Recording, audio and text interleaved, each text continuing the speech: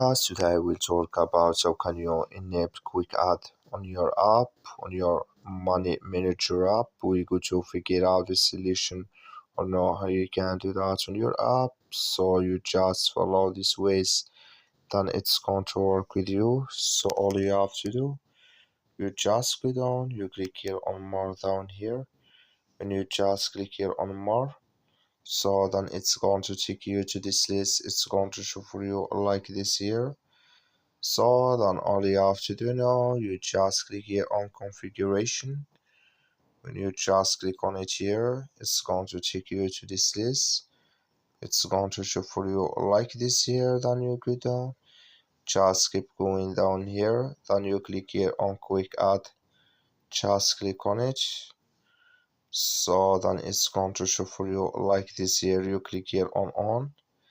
Then like you see here, quick add disable with us. It's enabled with us now. That's all you have to do. Thank you for watching. Don't forget to support us by liking, subscribe.